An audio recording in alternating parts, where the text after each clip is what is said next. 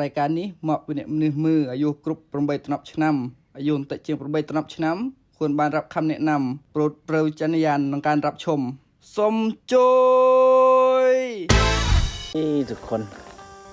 ยินดีต้อนรับเข้าสู่ซองบอกภูสแนลมันนี่จะพาทุกคนลงน้องสะหาปลาคอเบิ่ง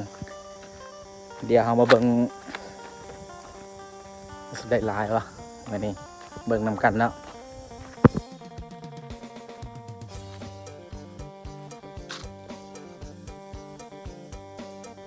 เด้เบิ่งดูปลาคอใส่ปลาเค็งคาเนี่ยค่ะขาปลายังขา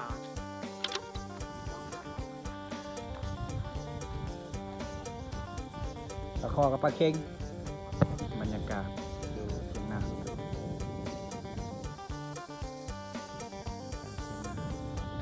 โอ้ต่างพิลมดูครับพูดตอนนี้เรากำลังย่างลงไปหาปลาอยู่ในสระของเราดิบรรยากาศยามแรงมากขวดแรงๆเลยมันพ่นบริตกมันก็เลยแห้งมีน้ำเบิกจากดินก็โห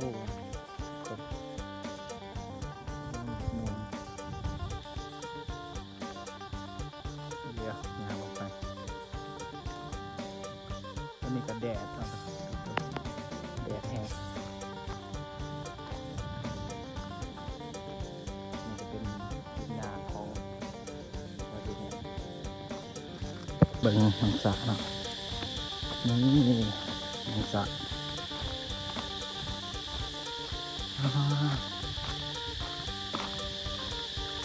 นอนแต่ว่านี่อุปกรณ์มีแฮแล้วก็มีมอง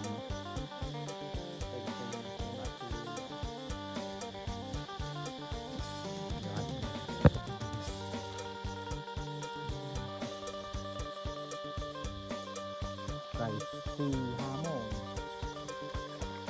ทุกวัน4-5 โมงลงคือ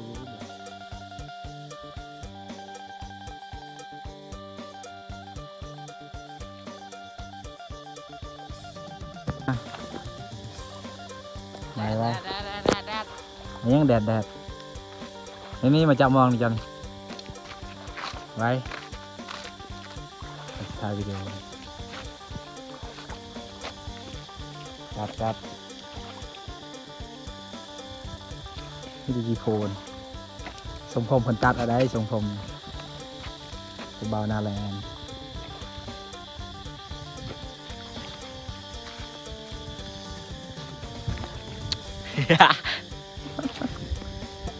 ไอ้ลง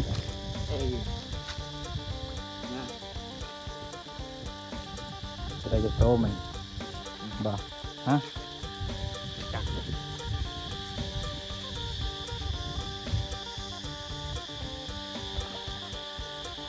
มาเขาจับสายมาไปทางไหนโอ้แดดต้น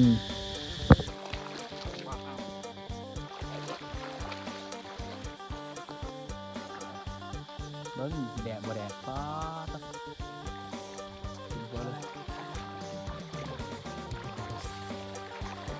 เพราะว่ามันอยู่แถวบกปะขอ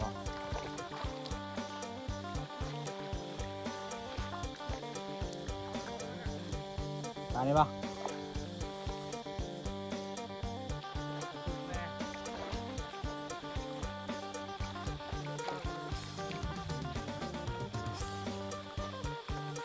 เบิ้งหาเหยียบเบิ้งกัน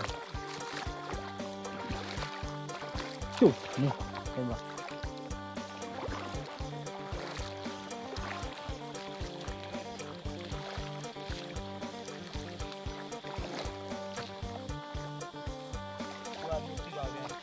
บอนี่เอาแถวนี้เถอะกระบอกก่อน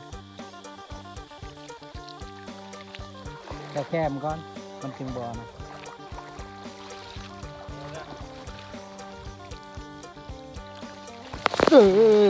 เต็มเลยเต็มอาดามใช่ปะ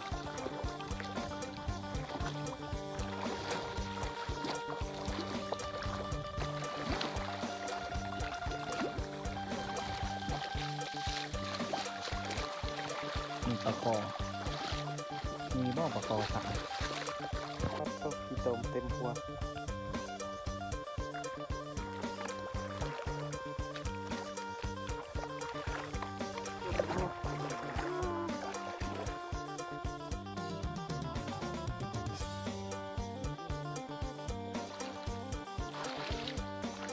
เอาไปใช้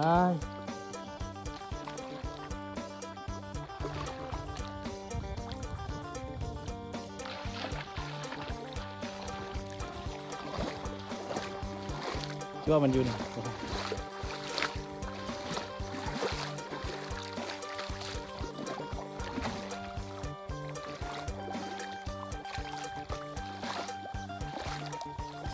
ยูเขาบอก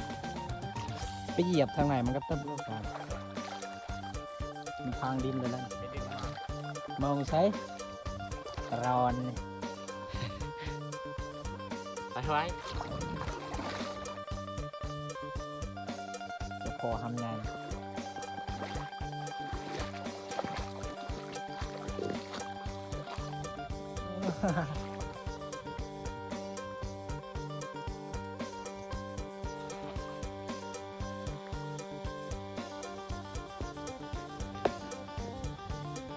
เราจะโตมัน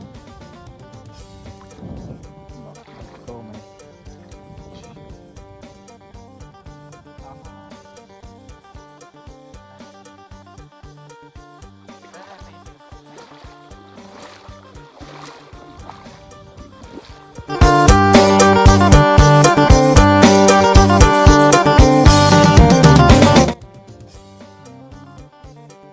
นี่เบอร์ถึงมะพร้าวจึกลง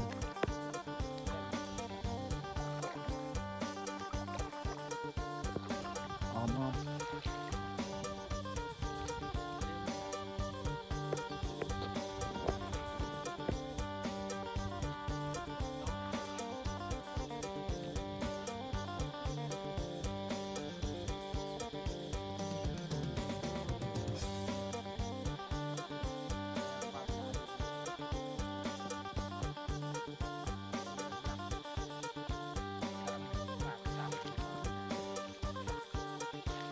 เดี๋ยวตัวหนึ่งพอนะอยู่นี่อ๋อเย็นนะ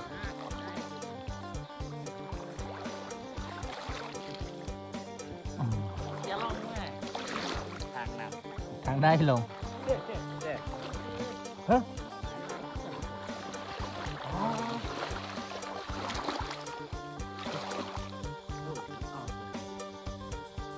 เฮ้ย โอ้โหเฮ้ยเละเลยเอาปืนเลย เฮ้เฮ้เฮ้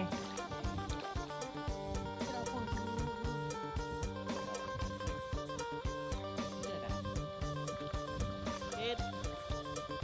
ไว้หลับต่อ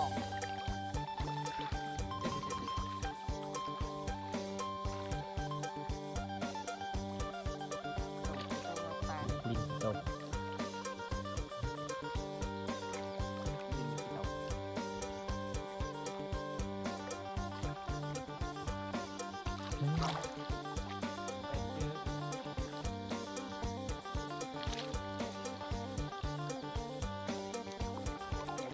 มันลงกี่ดมเลยบ้าง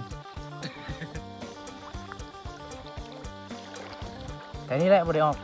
มันแล่นเอาพี่อ๋อบริออกอย่าอายุขึ้นนี่พี่นายนี่แหละ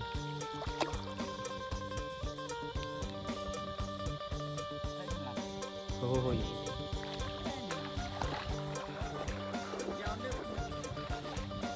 ฮะ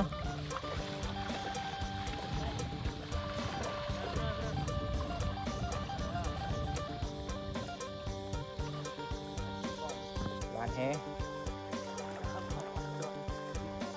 หวาน3 คนลงมาได้จากโตเฮ็ดเดป่าได้บ่ได้หวานบ่ได้เตะมาพอดีแล้วคันบ่ได้เลยดาแล้วโลดคันบ่ได้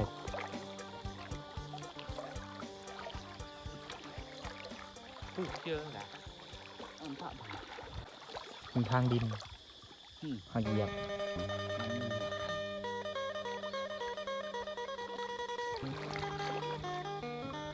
เอาละก็ปลาคอดิผมเลยใหญ่ซ้ำแขนนี่ซ้ำนี่ซ้ำนี่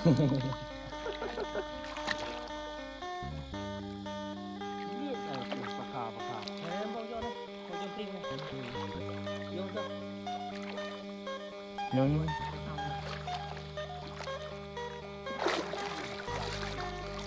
ก็ปลาลายเลยเจ็บผลแอวเลยโอ้ผมขาดแล้วแหงเลยยกใส่เลยยกใส่เลยป่ะ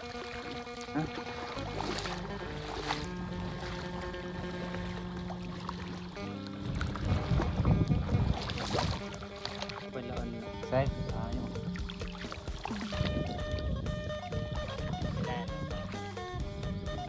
ปลากินลาด ยกขึ้นดูยัง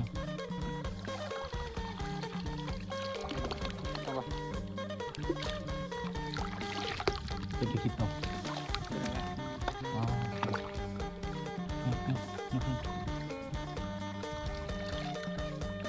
ยกเลยก็ตัวสับเต็มเลย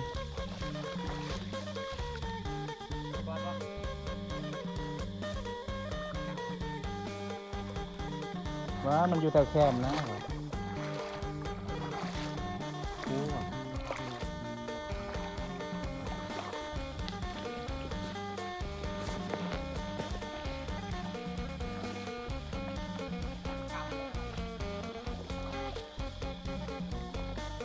อ้สีใดความเลิศ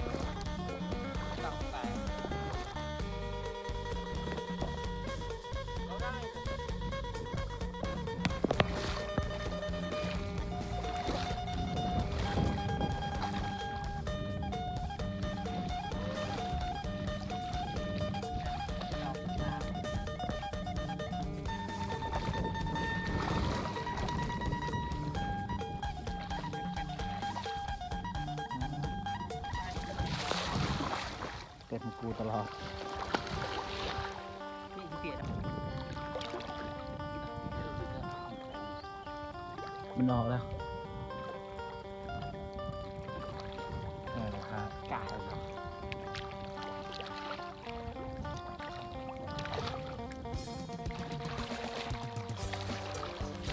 ปลาข้อใหญ่ มีปลา โอ้ปลาใหญ่เลยวะนี่ยา คนเจ็บแผล เอิญเพื่อแล้วเนาะใส่พงเพื่อให้ครับ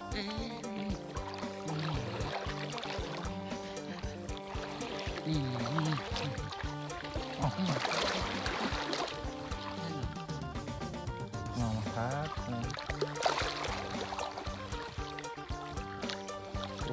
นอกแล้ว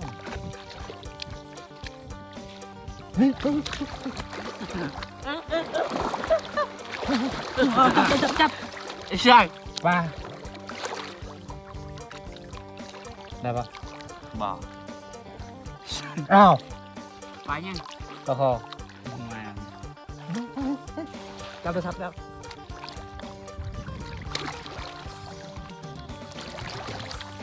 ตายแล้ว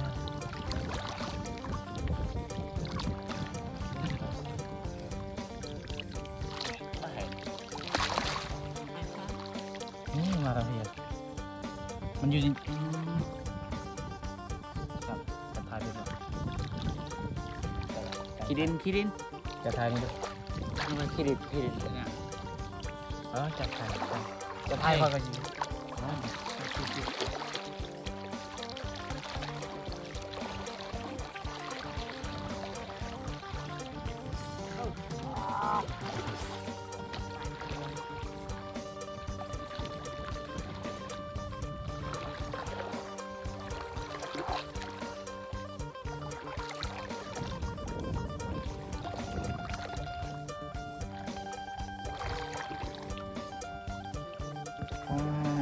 บ่ได้จากโตพี่น้องเอ้ยมีแต่ว่าอะไรมันพังอยู่ดินเขาเหยียบก่อนแล้วจึงมาลงบ่เป็นเซียนเนาะมือใหม่อันนี้บ่เป็นเซียน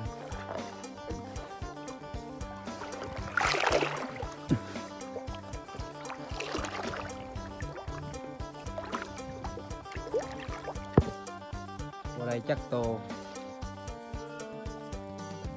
บ่ได้จักโตครับเดี๋ยวเขาจะเปลี่ยนสระใหม่นะไปลงสระตัวใหม่สิได้อยู่สระตัวนี้เห็นอยู่แต่ว่าจับบ่ได้ครับทุกคนเดี๋ยวเขาไปลงน้องสระใหม่เจอกันอยู่คนเนาะแต่ละคนเนาะอุตส่าห์ลงทุนบ่ได้จักโตสวยนะมอนว้าว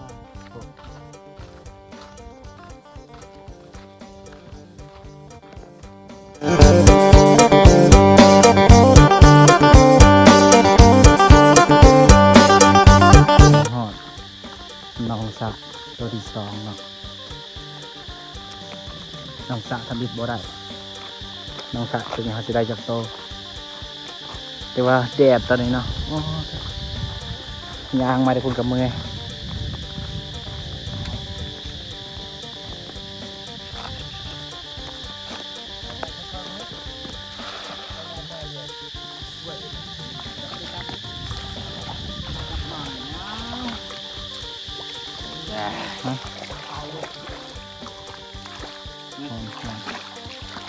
ไม่เคยดึงไปบ้าง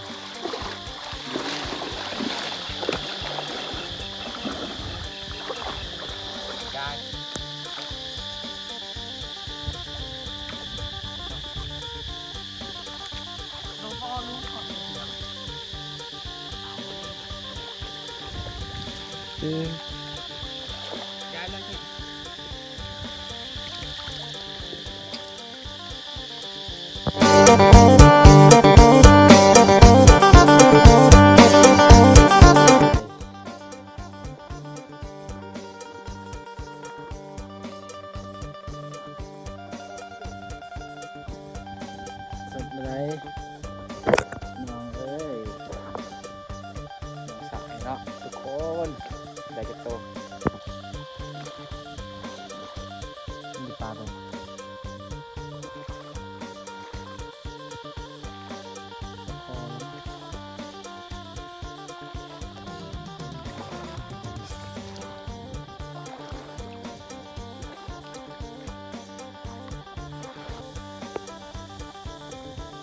เพื่อไปอยู่สุดปลาย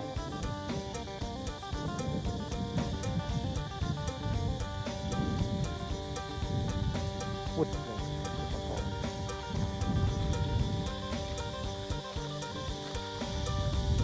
เดี๋ยวโตละไปแล้วเลยจุกนะ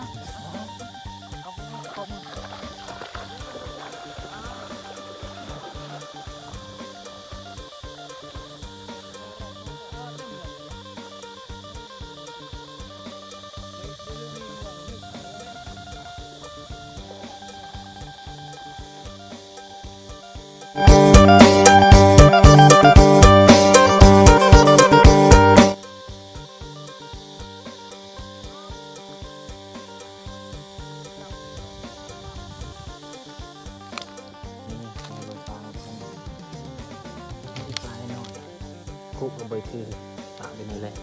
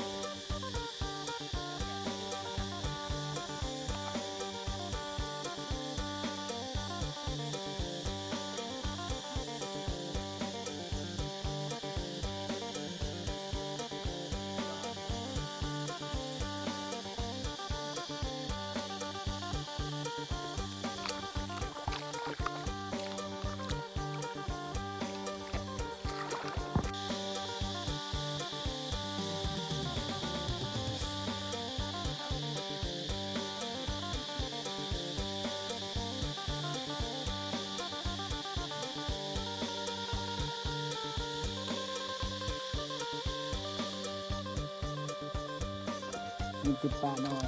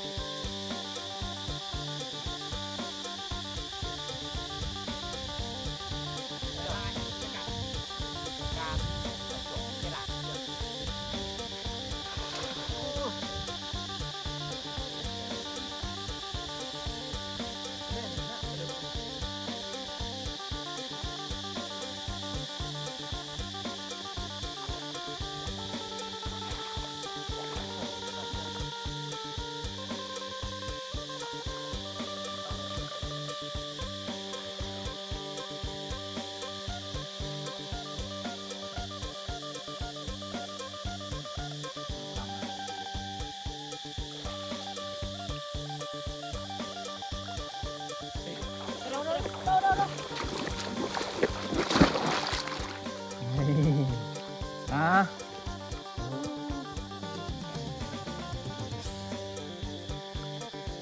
เนาะเอาเจ้าไว้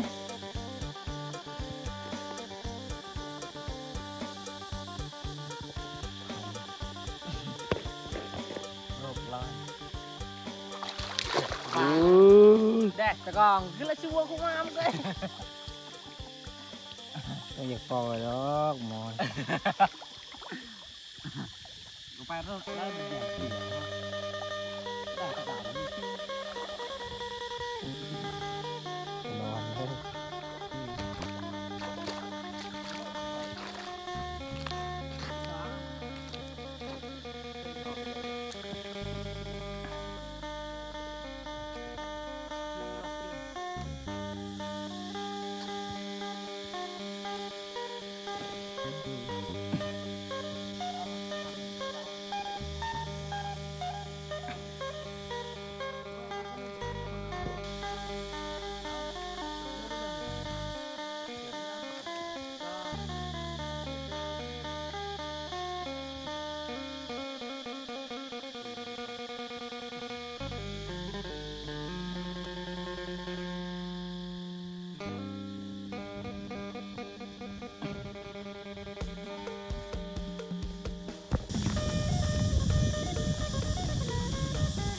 อีกาสักวาว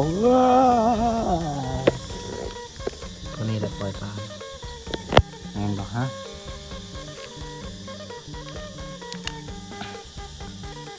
ปลายังไง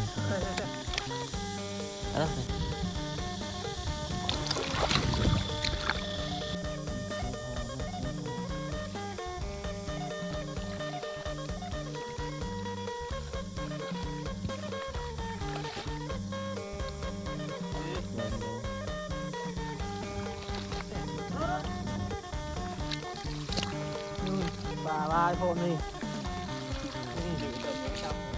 ชืดย่างปลานี่ปลาใหญ่กับบ่มีแล้วปลาน้อยปลาน้อย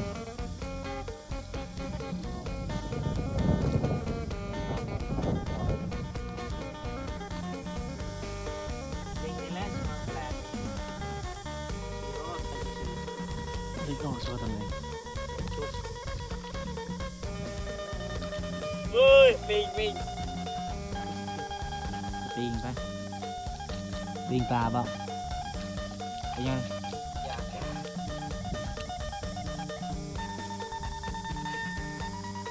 ตรงลองซะอัตะกี้เนาะตะกี้น้ำแอนตะกี้เรามีเมียแต่งัวร้ายโพดมานี่เสียกี้โคตรเสียเลยน้องสะเราซีหาน้องปลาใหญ่เรามาให้ลงนี่น้องสะน้อยจัง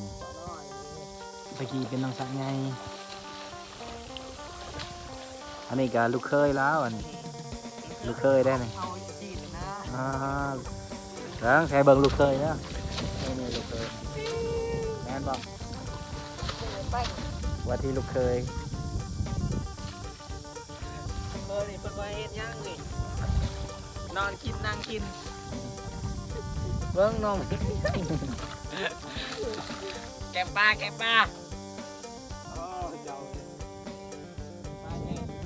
มืออะไรวะใส่สมันนานเถอะอิ่วเขา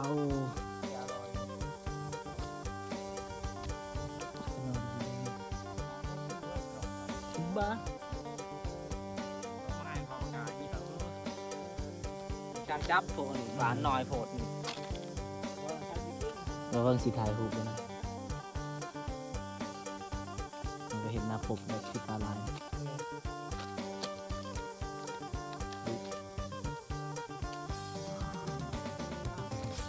นี่ปลาทุกคนเนาะมีปลาคอมีแต่ปลาหน่อยปลาคอบ่ถือแต่ปลาหน่อยบ้านเฮามันก็ซ้ำนี่แหละยังลายพออยู่พอกินเนาะว่าที่ลูกเคยตะกี้ตามเคยตะกี้ตามเคย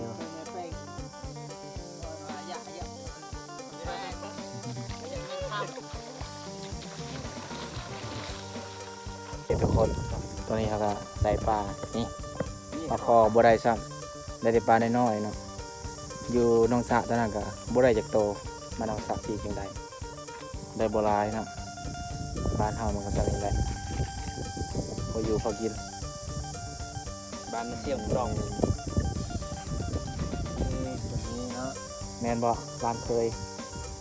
บ่บ้านเคยตะกี้ เบิ่งเอาเด้อบ้านเคยเบิ่งแยะๆแม่กลับไปนี่เจอกันอยู่เชียงนาเอาเถอะก่อนเดี๋ยวเอาไปเฮ็ดกินครับเจอกันอยู่คนเหมือนเดิมเด้อปกีรักเดี๋ยวเงาเนี่ยกีรักเครื่องเขาเนี่ยโอ้โหไม่เอาดีๆเอาของเขา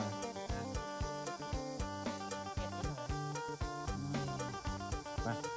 เอาไปก่อนเอาคนเดียวอย่างนี้แหละเอาบวเกียวใส่ก่อนเมื่ออาบน้ำก่อนต้มพุกเต็มหมดกระโต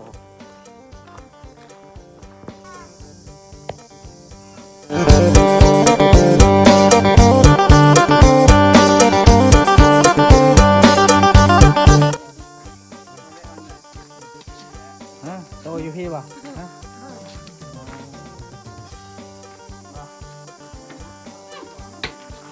ไปนี่ไปนี่ไปเอาบ่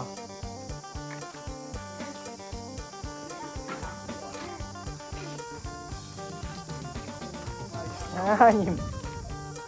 อากาศเที่ยงนะทุกคน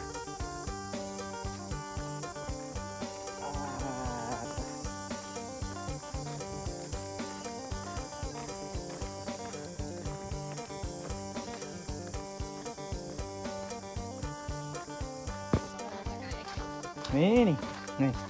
เอาได้นึ่งเอาดูสิมา แล้วแต่เซฟ โอ้ปลาน้อยบ่ข้าไปจุ่ม เขาภาษาลาวไหมเขาบอกเข้าใจ ตีปลาหน่อ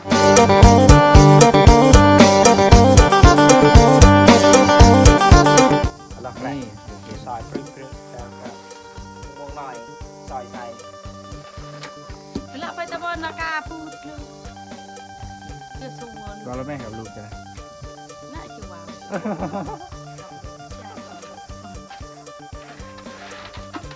บรรยากาศที่เชียงนานะยังจะกินปลาออกมานะบรรยากาศเย็นๆ โอ้กาปลาดอกมันเดียวมันจะทำอะไร ไอ้พี่พุทธ เดี๋ยวก็ ไป เอ็นรอบจะเอาไป เอาอะไรจ้ะ โอ้ยเฮ็ดเป็นค่อยๆที่เป็นเสร็จดูสิ ไม่ต้องจ้าปลาได้จ้าไหม อาจจะไซส์ที่ประแดง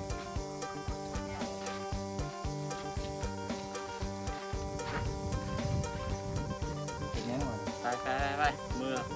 มึงแซ่ เมื่อไปเฮ็ดปลา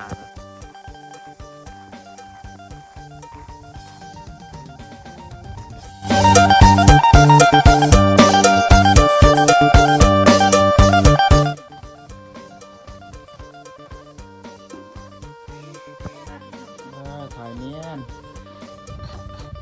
เป็นลูกเป็นหลานเบิ้งจัดการเฮ็ดจ้ำปลาคอยปลา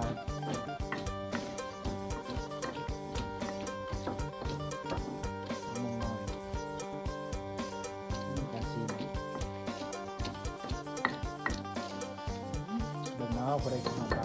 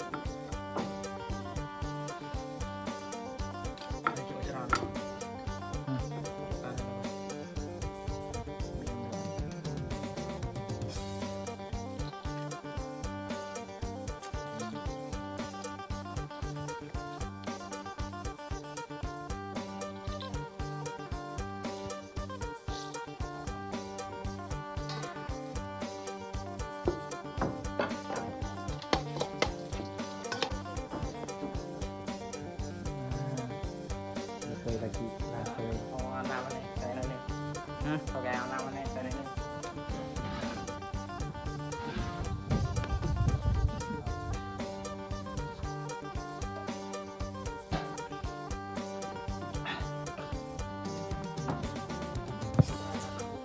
หอมกุ้ง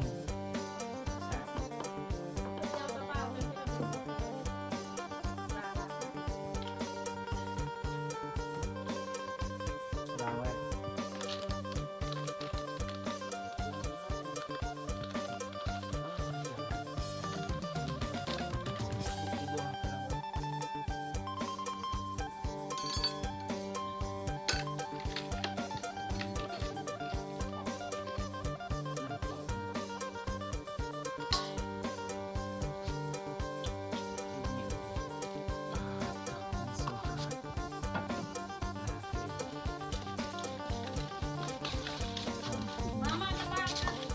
Ditanya.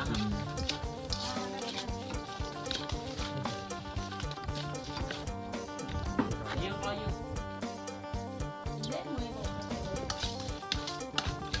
Mana yangกินเลยไปเอาเลยใบนะ เดี๋ยวไปปัดแกมกันเจ๊ นี่น่ะบอกเมื่อกี้นะ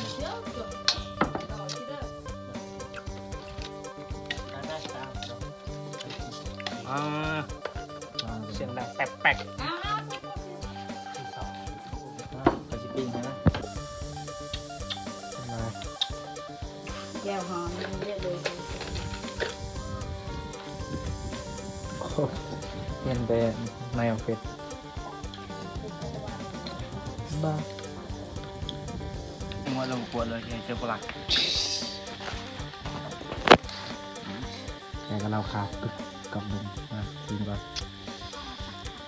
แสบเนาะพี่น้อง มันโซฟา ชุดเบาเท้า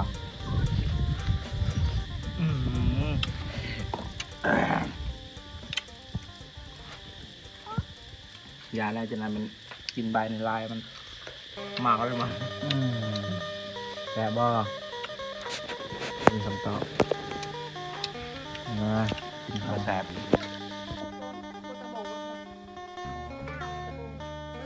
บรรยากาศที่เชียงนามเลยครับข้าวก่อนเขากินข้าวก่อนกินข้าว นี่ก็อยากลองกินหอดลูกไทยอยู่ไทย กินข้าวบอกแม่กินข้าว กินหอดบ่ จนให้ได้หรอวะเลย เบิ่งมาได้เราให้นะ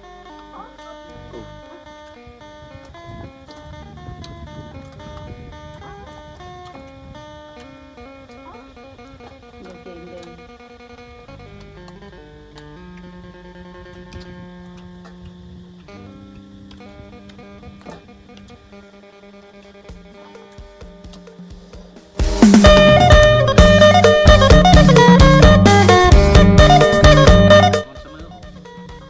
แล้วไปถ่ายเก็บลือยืม โอ้ยยังไม่ก็ได้ยังนี่ก็เข้าฟังเนาะ จะพูดสิเรา โอเคทุกคนขอจบคลิปไว้สำนี้เนาะอย่าลืมกดติดตามให้เบาภูนี่เด้อเดี๋ยวเจอกันใหม่คลิปหน้าบ๊ายบายทุกคนเจอกันคลิปใหม่